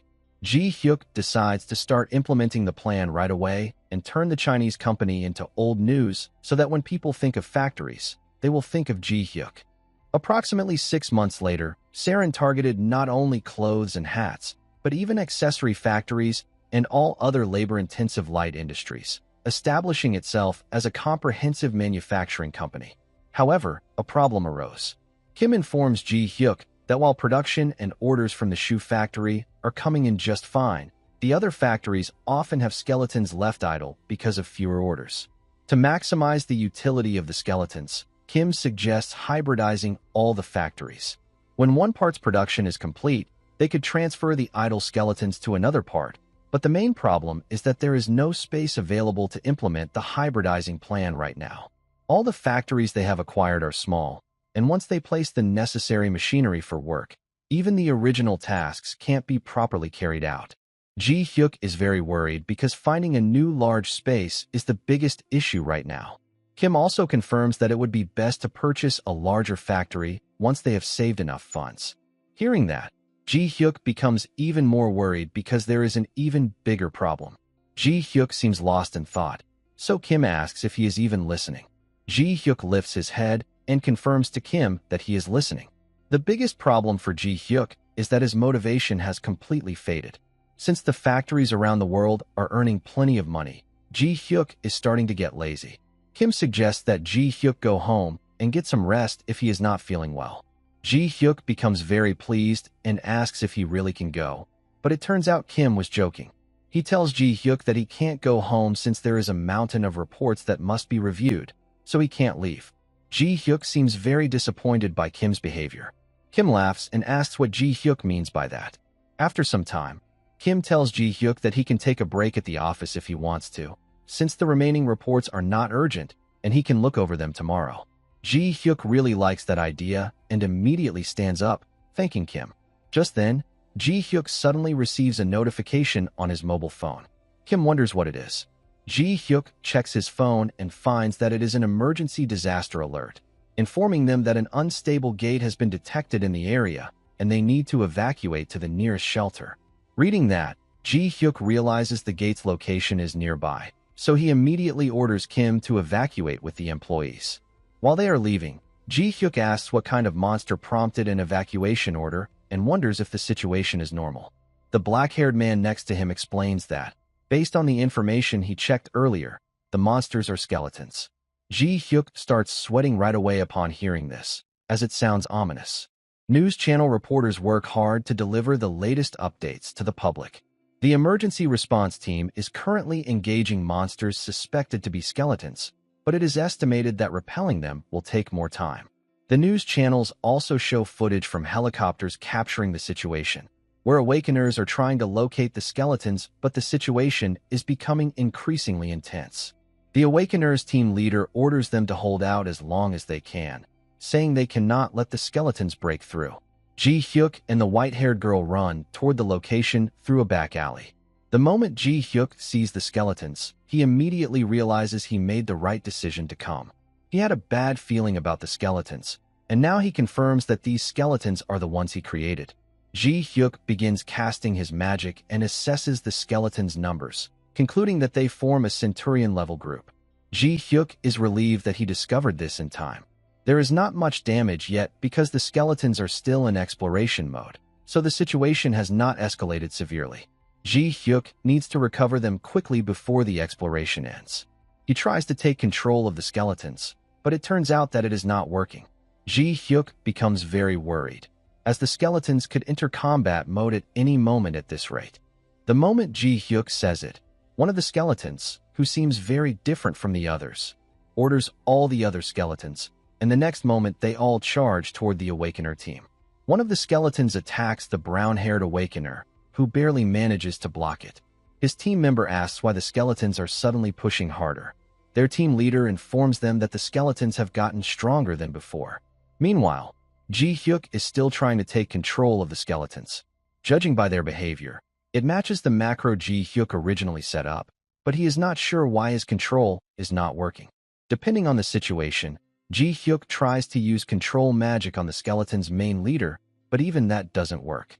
After realizing this, that skeleton immediately goes toward the Awakener team leader to attack him, and despite the team leader's quick reaction, he still cannot block it. Ji-hyuk becomes very worried and frustrated seeing this. His team member asks if he is alright, but the team leader fears they cannot handle this alone and wonders if this will be the end for them. Thinking about that, he regrets meeting his end like this, especially after having just gotten a new car. Despite the situation, the team leader tries to act composed in front of his team, telling them that he simply let his guard down or else it wouldn't have happened.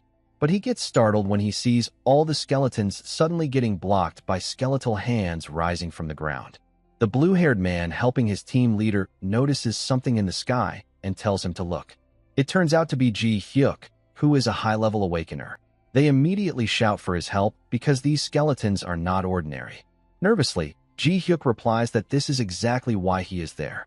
He tries to act like he has no connection to the skeletons, but his expression gives everything away. He claims that since the skeletons are interfering with his business, he will personally take them down. Hearing Ji-hyuk's words, the team leader wonders why he sounds like that, and when he looks closely at Ji-hyuk, he realizes that Ji-hyuk seems very familiar. The team leader soon remembers that the high-level awakener in front of them is actually the CEO of Saren, Han Ji-hyuk. Ji-hyuk then uses the bone spear skill to attack and defeat the skeletons instantly. The blue-haired man is shocked after seeing that Ji-hyuk is actually a multi-ability user. Their team leader also starts sweating at the sight. He has always wondered why Ji-hyuk never created combat skeletons. Ji-hyuk lands on the ground and walks forward to take care of the remaining skeletons, while the team leader realizes that Ji-hyuk never needed to create combat skeletons because he is a multi-ability user himself. After taking care of all the skeletons, Ji-hyuk asks the awakeners if they are alright. The blue-haired man seems very moved by Ji-hyuk and happily informs him that they are fine. He truly thought it was the end for him, so he tells Ji-hyuk that he will never forget his kindness. Ji-hyuk replies that it is nothing and that he simply did what he had to do, even though he knows these are the skeletons he created. The Awakener team leader speaks with Ji-hyuk, saying he had no idea Ji-hyuk possessed such abilities, and then bows to thank him. If Ji-hyuk hadn't come to save them, they would have been wiped out. Seeing that, Ji-hyuk tells him to raise his head. The team leader continues explaining how the monsters acted like they had intelligence, which was very strange. The other members also share their thoughts after encountering the monsters, which feels painfully ironic to Ji-hyuk since he is the one who created them. The team leader then asks for Ji-hyuk's opinion, since he is considered an expert on skeletons. Ji-hyuk doesn't reply and hesitates, so he quickly changes the topic and summons moving skeletons to assist. He tells the Awakeners to focus on transporting the injured first. Many people are hurt, so prioritizing treatment is the most important. The team leader agrees, decides to prioritize evacuation, and thanks Ji-hyuk again, informing him that he will formally visit him later. The remaining Awakeners focus on loading the seriously injured. After everything ends, Ji-hyuk exhales, thinking that the Awakeners were much weaker than he expected since only 100 skeletons defeated a D-rank Awakener. But that is not the main issue right now. Ji-hyuk then picks up the remaining skeleton bone, hoping he can learn something from it. Later, in a room, Ji-hyuk inspects the bones while the white-haired girl plays with the mana cores. Ji-hyuk tries to use his magic on the bones. Even though the macros he set seem intact, the mana inside is definitely not his. Ji-hyuk realizes why subspace didn't activate. Subspace can only store things imbued with his mana. While he is trying to figure things out, he gets frustrated with the white-haired girl because she keeps making noise with the mana cores. Ji-hyuk lightly punches her arm, telling her it is so loud that he can't think. After that, Ji-hyuk grabs the magic core and asks her if she even knows what it is. He explains that monster cores are not cheap, so it would be very bad if they broke. While examining the magic core, Ji-hyuk notices that the mana inside matches the mana in the skeleton bones. The mana is unrefined, rough, and crude, similar to natural mana or the mana inside a gate. Realizing this, Ji-hyuk wonders if the force controlling the skeletons came from inside the gate. Ji-hyuk concludes that when he crossed over to Earth, his body came through normally, but the items in his subspace fused with the gate instead of staying with him. Ji-hyuk starts crying, thinking about all the treasures he lost, and wonders if this was some sort of cosmic delivery mistake. Since his mana wasn't there, the gate's mana replaced it, which is why he couldn't control the skeletons and why they only followed the macros. Thinking about this, Ji-hyuk becomes very worried. If the skeletons were able to come out, then other things could emerge as well. He becomes scared imagining something like a Death Knight or a meat golem appearing. Even though he created them, he knows he cannot defeat them. Ji-hyuk decides that he must create an undead that can fight in his place. He plans to rebuild his undead army, but the biggest obstacle is the lack of crystal stones. He thinks he might be able to substitute the magic cores, so he decides to try. Ji-hyuk places the magic core near the skeleton bones. High-grade undead require magic circles engraved in gold, so Ji-hyuk also needs something to cover their weaker aspects, which means he needs even more money. The money he has earned from his business is nowhere near enough. Ji-hyuk sits on the sofa sobbing, wondering when he will ever be able to retire. The way to make more money faster is simple. He just needs to increase production, and profits will continue growing. But if he keeps using that method, efficiency will drop too much. As Kim mentioned, he needs to acquire a large factory and turn it into a hybrid structure. Even acquiring a new factory requires more money. So in the end, everything comes down to money again. If Ji-hyuk goes into a gate to hunt right now, he could make extra income, but after decades of grinding, he really doesn't want to hunt anymore.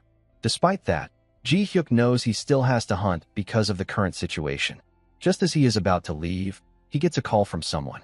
He answers, saying that he is not giving any interviews, not accepting any memberships, and only taking orders.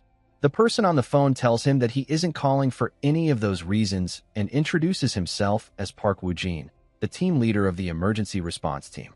Woo-jin then asks if Ji-hyuk remembers him.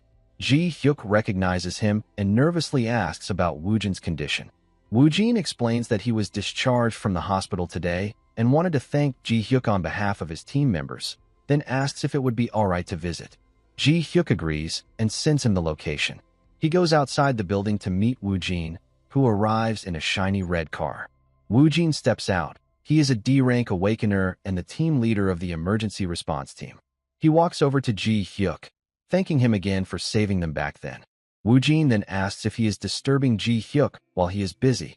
Ji-hyuk tells him it is fine since he was just resting, and then compliments Woo-jin's car, asking if it is expensive.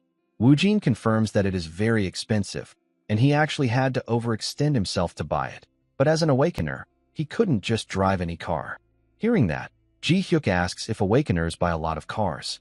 Woo-jin confirms that this is usually the case, to the point that once an awakener starts making money, the first thing they buy is a nice imported car. Curiously thinking about that, Ji-hyuk asks Woo-jin if he can ask him a favor. Woo-jin happily replies that of course he can, since Ji-hyuk is his lifesaver. Ji-hyuk smiles and says he has come up with an amazing business idea, so he wants to hear Woo-jin's opinion on it. Ji-hyuk takes Woo-jin to the dungeon byproduct market, and Woo-jin asks why they suddenly came there. As they browse through the products, Ji-hyuk tells him that everything has a reason. He stops at one of the shops, points at a staff, and asks the shopkeeper if he has anything bigger than that. The shopkeeper asks what size he is looking for, so Ji-hyuk asks if he has a high-ranked monster that is at least the size of a horse, preferably quadrupedal. Hearing the requirement, the shopkeeper suggests Demora. Woo-jin explains that it is a large feline monster and a B rank, so it should be sturdy as well. Hearing that, Ji-hyuk finds it perfect and decides to purchase it. He then asks the shopkeeper if he has anything else, and the shopkeeper informs him that there is one smaller and weaker than Demora but similar in appearance to a horse. Ji-hyuk decides to take that one too. After purchasing them, Ji-hyuk puts everything into his subspace. Woo-jin, who believed it was only supposed to store summoning beasts, is shocked to see Ji-hyuk storing other things as well. Startled, Ji-hyuk nervously makes up an excuse, saying that after various experiments, it turned out that other things could be stored too, though he isn't sure whether it only works with bones or not.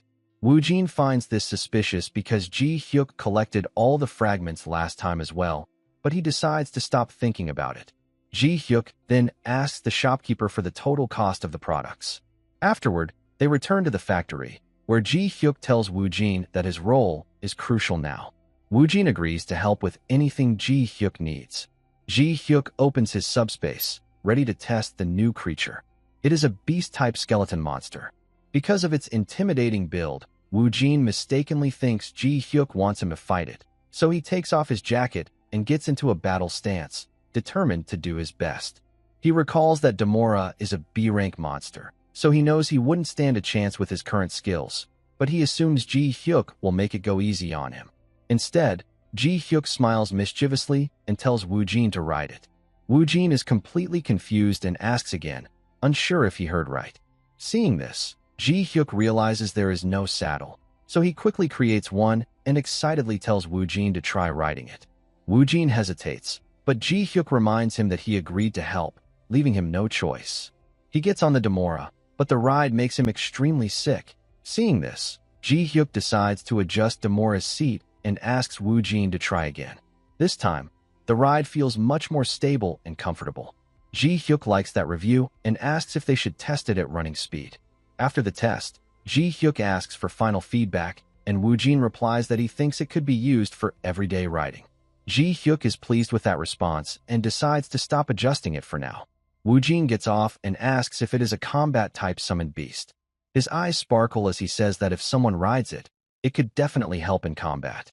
Ji-hyuk sighs and clarifies that it is not a combat type, adding that if he needed cavalry, he would just make something like a centaur, questioning why they should bother riding it.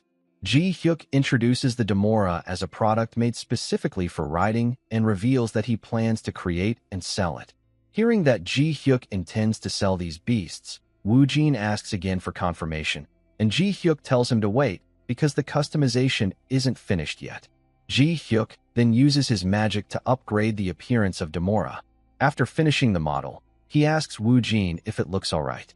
Woo-jin is amazed by the new appearance, and even the white-haired girl seems impressed. The once bone-like Demora has now transformed into a creature with a realistic cheetah-style look. Ji-hyuk finds it to be a very good reaction. After that, the white-haired girl plays with the skeleton model, while Ji-hyuk and Woo-jin continue discussing ideas. Ji-hyuk believes that even though the riding beast doesn't have any special functions, the fact that it can be used inside gates gives it strong market appeal. Woo-jin agrees and adds more suggestions, saying that if it were him, he would gather all his resources to buy one. He then asks if it can be made in different colors. Woo-jin suggests adding black bone armor with metal plates layered on top, and says that if there were a shine around the legs, it would look even cooler. He also asks Ji-hyuk if the beast can react when touched, to give it a sense of interaction. Ji-hyuk really likes these ideas and encourages Woo-jin to keep suggesting more. Meanwhile, the white-haired girl continues taking pictures with the skeleton model. The prototype riding beast is eventually loaned to team leader Woo-jin. Later, the sight of him joyfully riding it through the city becomes a hot topic. As expected, inquiries about the riding beast flood Saren, and it turns out to be a massive hit.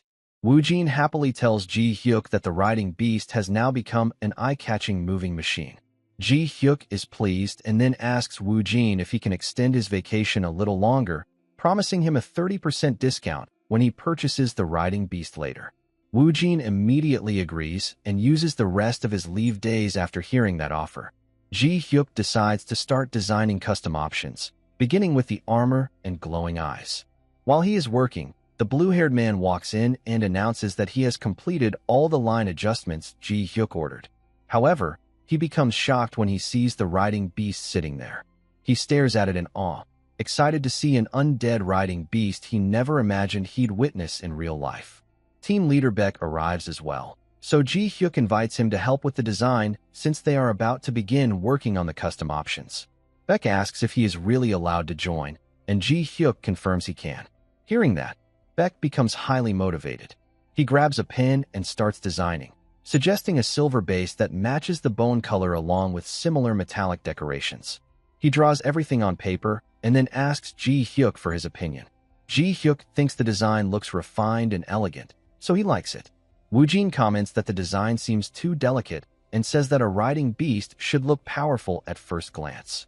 Ji-hyuk finds their dynamic admirable, thinking that friendly competition always leads to better results. Drawing their attention, Ji-hyuk informs them that they will try both designs and see which one receives the most votes. If Beck wins, he will get a special bonus, and if Woo-jin wins, he will receive an additional discount. The competition between Beck and Woo-jin begins.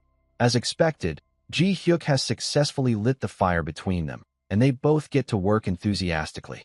Ji-hyuk pats the riding beast, already imagining the sound of money growing. Finally, the day of the first Saren riding horse lottery event arrives, where a lucky person can become the first owner of a Saren riding horse in Korea. A large crowd has gathered, including the media. Ji-hyuk steps out from behind the curtain, introduces himself to the public, and begins explaining today's event, where they are unveiling the Skeleton Commander horse. He starts by showing the basic foundation model to the audience. Ji-hyuk drapes a red cloth over the basic model and reveals the first ever Skeleton Commander horse to the world. The media and some attendees seem underwhelmed at first. Ji-hyuk snaps his fingers, noting that it might look quite different from what they saw online. The latest model is then brought onto the stage. Ji Hyuk announces that this is the version everyone has been waiting for. The newest model features black armor and silver eyes. The media is immediately captivated by its appearance and begins taking photos. Ji Hyuk pats the riding horse and explains that its appearance can be customized according to the owner's preferences. This means that anyone who purchases a commander horse can personalize its look. The riding horse is not only practical for daily life, but also usable in gates. With its monster evasion function, it can automatically avoid threats and return to its owner when summoned. The public comments that such features would make traversing gates much more convenient. The design is also striking. While most awakeners usually drive sports cars near gates, arriving on a commander horse offers a completely different impression. Ji Hyuk then decides to stop the lengthy explanation and encourages the audience to experience the horse themselves. Now, it's time to draw the winner who will take home the commander horse. Ji Hyuk announces that the base price is 150 million won. The white-haired girl brings the lottery box to Ji Hyuk, who draws the winning number. The winner is number 37. He raises his hands in excitement and approaches the stage. Ji Hyuk congratulates him and hands him a tablet, explaining that he can choose customization options from it. If he wants a design not listed, that's possible too. The golden-haired man, unfamiliar with design details, decides to select from the available options. Browsing through the designs, he comments that the price is a bit steep. Ji Hyuk mentions that a card installment plan is available, but the golden-haired man confirms he has enough cash to pay up front. Ji Hyuk realizes that he must be a high-ranking awakener. Other awakeners in the audience recognize him as team leader Seo Hansok of Hanul Guild's Team 1. Ji Hyuk recalls that Hanul is one of Korea's top 10 guilds and a major player. Hansok asks if he can see how the customization looks when equipped because the catalog doesn't give a clear idea.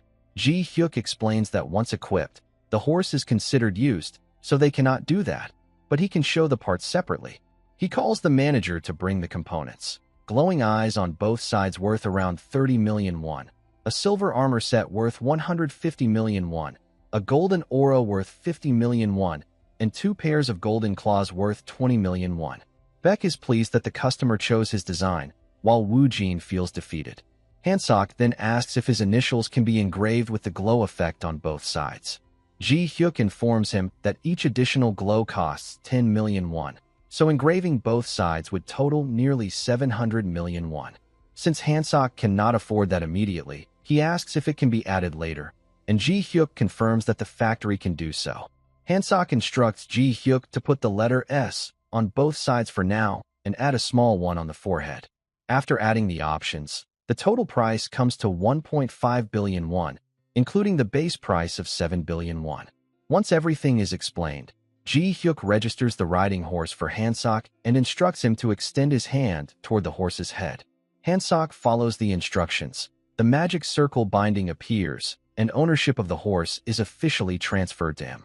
After that, the riding horse begins showing affection and reacting to Hansok. Ji Hyuk then tells Hansok that the last step is to give Demora a name. Hansok, clearly impressed, decides to name it Yundel. Ji Hyuk, however, is not pleased, thinking that everything was perfect until this final detail. He then announces that from now on, Yundel's official owner is Hansok. Ji Hyuk moves on to the next commander. For ordinary people, there had traditionally been 2 ways to encounter monsters, either through the media or by witnessing a monster emerge directly from an unstable gate and charge at them. Now, a new way has emerged. When people in the city see the riding horse for the first time, they often mistake it for a monster and try to flee, but quickly realize it is harmless because someone is riding it. Many immediately understand that it is a commander horse, a summoned creature. Hansok, riding Yundel, is thrilled as people comment on how cool it looks.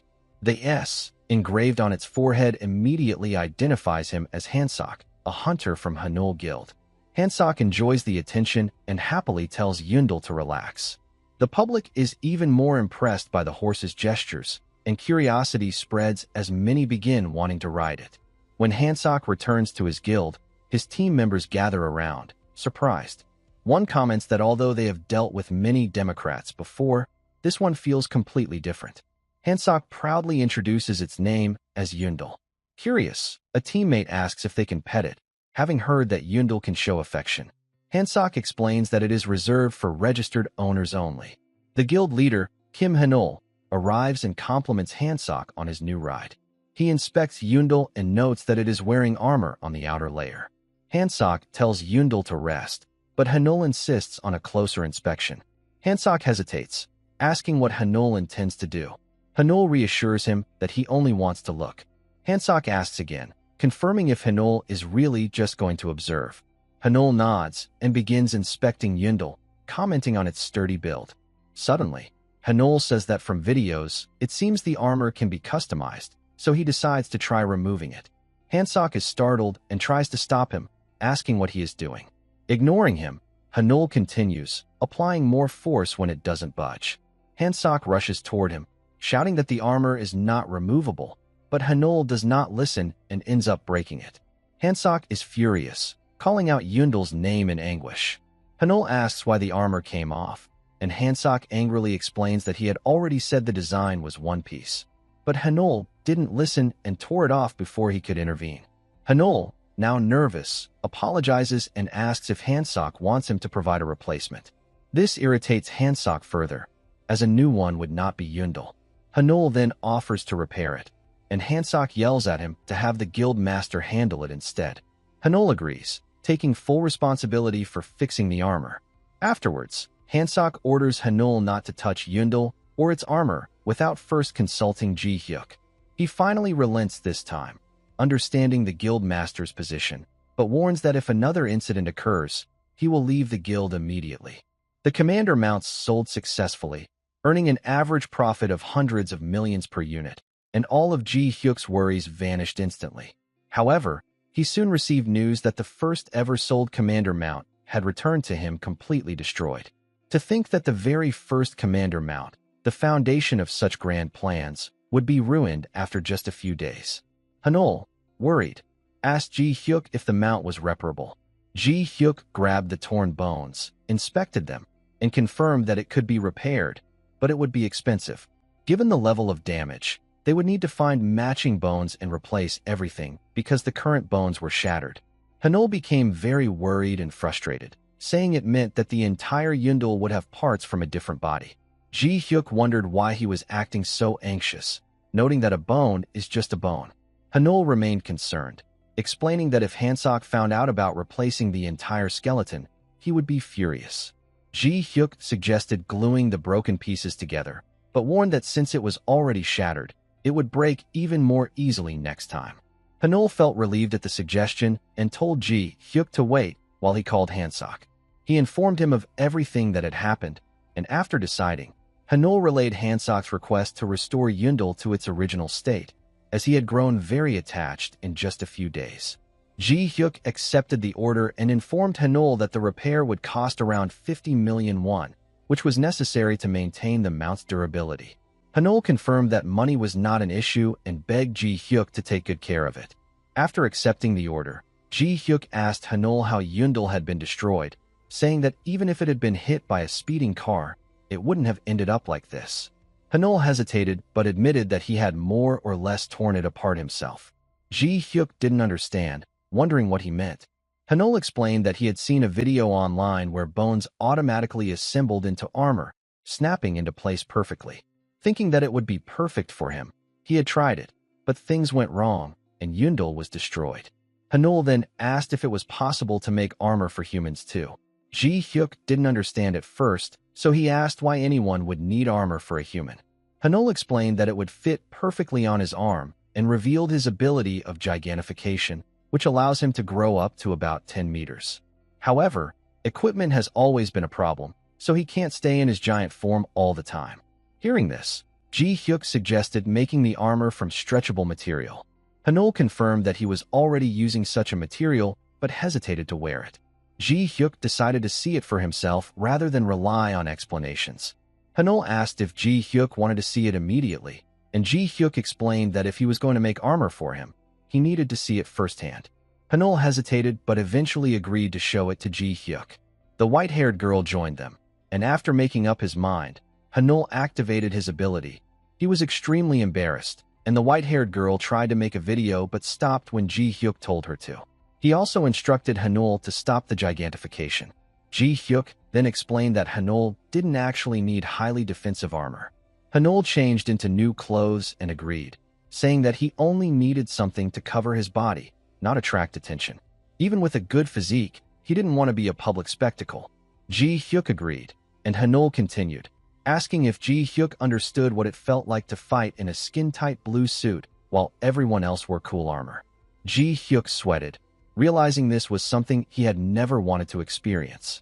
Hanul revealed that because of his gigantification, he always stood out, and news images of him in the blue suit flooded social media.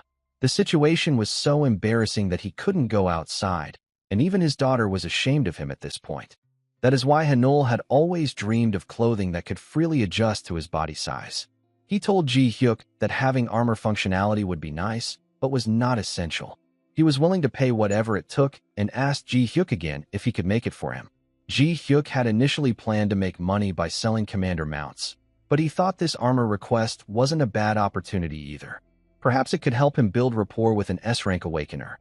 Thinking about that, Ji-hyuk recalled that back on the Saren continent, when he was fixing glitches in the macros, he had attached skeletons to martial artists' bodies to measure their movements and use the data. He then asked Hanul about his primary weapon. Fortunately, Hanul only used martial arts, as carrying weapons while gigantic would be cumbersome. Ji-hyuk liked how things were going and, in a robotic, angelic tone, confirmed to Hanul that he would make it for him. Hanul wondered what was unusual about Ji-hyuk's tone. Ji-hyuk continued, explaining that if he was going to make the armor anyway, he would ensure it had proper functionality. Hanul just needed to provide the best materials he could find, such as high-grade monster bones. Ji-hyuk also confirmed that it would be very expensive. Hanul felt motivated and thanked Ji-hyuk, assuring him that money was no issue. A few days later, Hanul was pacing anxiously in the room, eagerly waiting for the armor. Hansok shouted at him to stop, saying he was making him dizzy. Hanul replied that he couldn't help it because he was finally getting real armor, and Hansok was also waiting for Yundel, so why shouldn't he be excited? Hanul approached Hansok and asked how much longer it would take. Hansok replied that the factory said it would be done in a few days and that they would contact them. Hanul pressed further, asking when exactly a few days would be, which angered Hansok. He suggested that Hanul call the factory himself. Hanul hesitated, worried that calling might rush the process and ruin the outfit. Hanul kept fretting, so Hansok told him to stop worrying and just wait for the results. He then advised Hanul to treat Ji-hyuk well if the armor turned out good. Hanul didn't understand, so Hansok explained that Ji-hyuk was the only person capable of making custom clothes for him, and he needed to build a strong relationship. Hearing that, Hanul asked if he should invite Ji-hyuk to join the guild. Hansok replied that Ji-hyuk wouldn't join, since he was already wealthy and clearly focused on making money from his business. He also mentioned that Ji-hyuk didn't even go near gates. Hearing this, Hanul wondered why Ji-hyuk had intervened during the unstable gate incident. Hansok speculated that it might have been because it was near Ji-hyuk's company or because he was curious about the skeletons involved. Hanul commented that Ji-hyuk was very unusual. Hansok added that although Ji-hyuk was greedy for money, he hadn't started making it immediately with his ability. If he intended to reveal his power, there would have been no reason to hide it. Yet even after revealing his abilities, Ji-hyuk showed no interest in gates. Hanul asked why, since most awakeners want to grow stronger by gaining combat experience in gates. Hansok explained that everyone has their reasons. Some awakeners reject violence for religious beliefs or other reasons. But if that were the case, Ji-hyuk wouldn't have intervened last time. Hanul suggested that Ji-hyuk might have trauma related to gates. Just then, Hanul received a call and picked it up. He got the news that his armor was finally ready. Upon hearing the news, Hanul immediately headed out, telling Hansok to take care of the office. Excited, he went straight to the factory. Ignoring everything else, he asked to see the finished product. Ji-hyuk gave him the location and instructed him to unveil it himself. Overjoyed, Hanul arrived, took out the armor, and was extremely pleased with the finished product.